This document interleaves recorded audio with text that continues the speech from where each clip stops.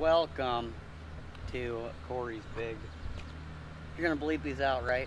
Yeah. Adventure.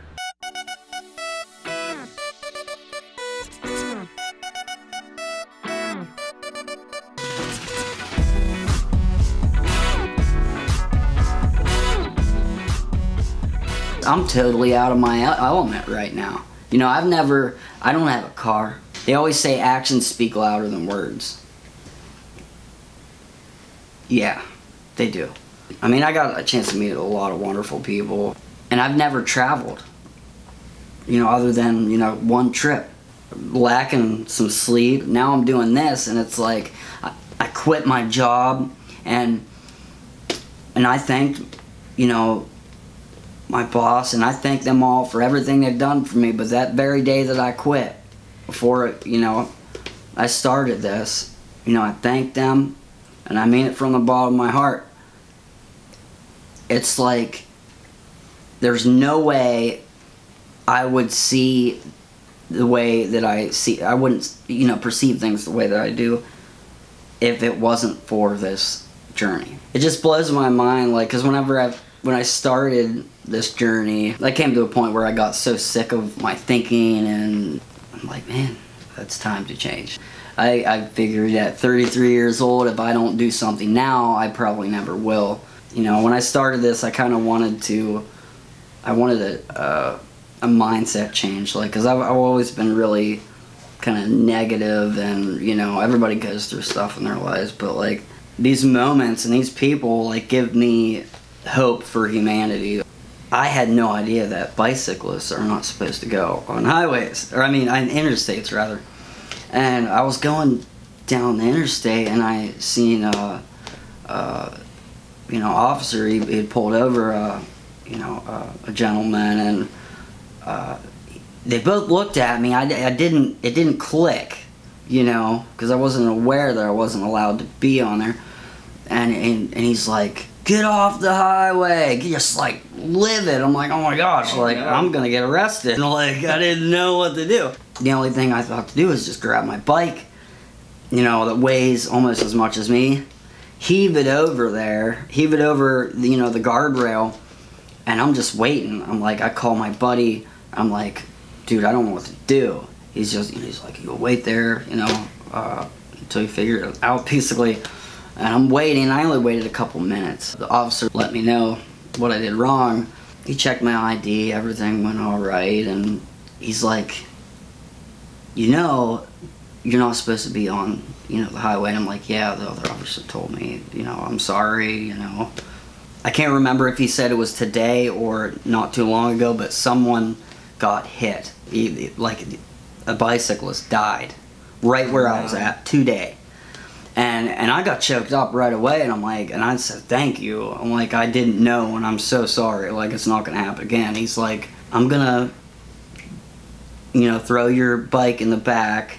It's okay, and, you know, if you'd like, I can help you get you, you know, on your way. That alone hit me like a ton of bricks. You know, there's good and bad. Everybody, good and bad.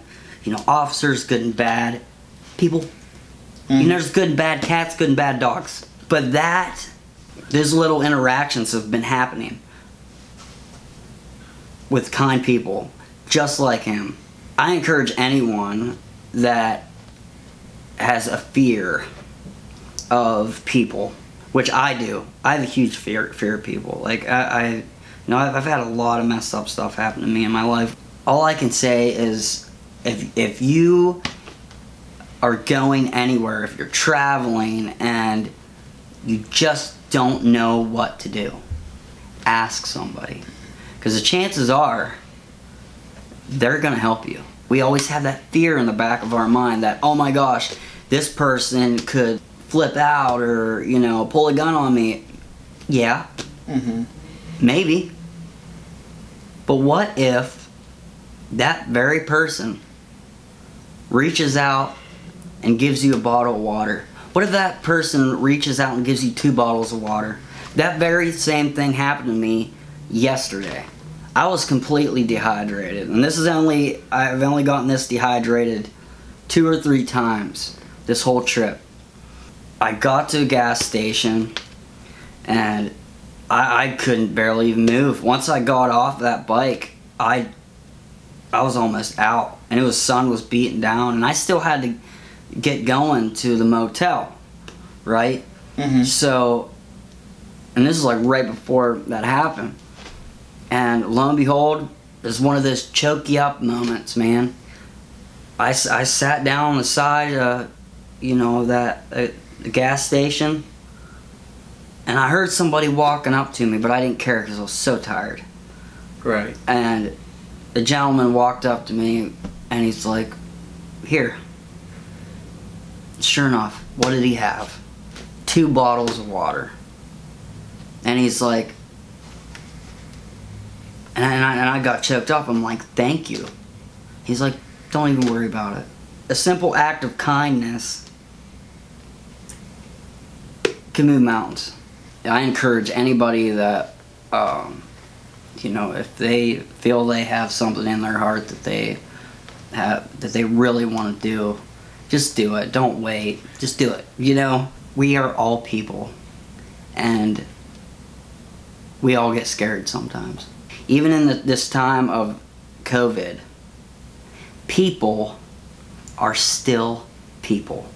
And no matter how scared we are, we all need help, and we all need comforted sometimes. And we all need to try to be kind to each other and try to be patient, because things are crazy. We all know this. We all can agree with that. When I started this, I didn't think about like, oh, I'm just gonna do this to inspire a bunch of people. That's awesome. Like, that's sweet. Like, if that can like make a, you know, a trickle down effect, you know, for people to follow their dreams and stuff, that's awesome. But I didn't do that to start this out. I did that to, you know, change my mindset, change the way I think of things, destroy my negativity as much as possible, you know? Because like, you know, my buddy the other day, and it kind of weirds me out when he said it, or when he had it, he's like, "Oh, you're a beast, dude, you're going this far." I'm like, no, I'm just driven. I'm sick of my old self. I'm sick of myself. I want to change.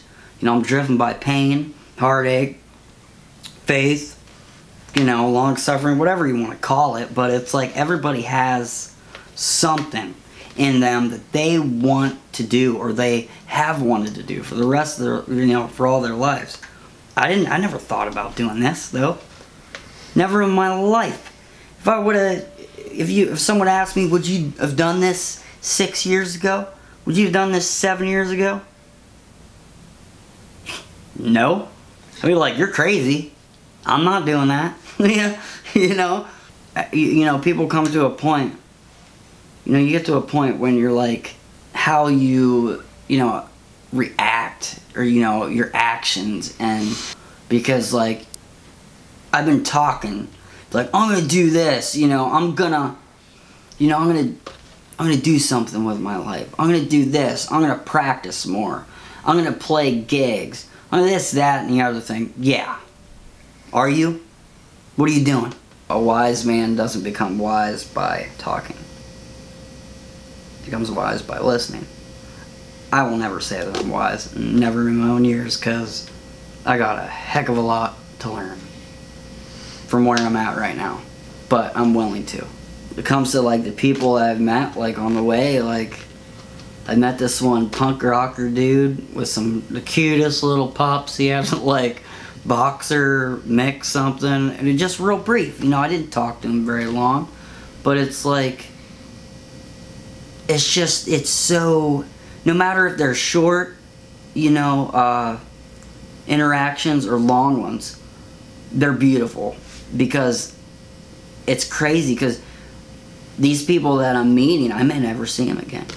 But the time that I got to spend with them, you know, and just, you know, get to know them, it's a beautiful thing. It's changing the way I see things. And I think, no, I know I'm not the only one that can, like, agree with that. Like, you know, it's about time. Like, you know, it's about time you see things differently. And I'm at the point where I'm just rolling with it, man. Bye.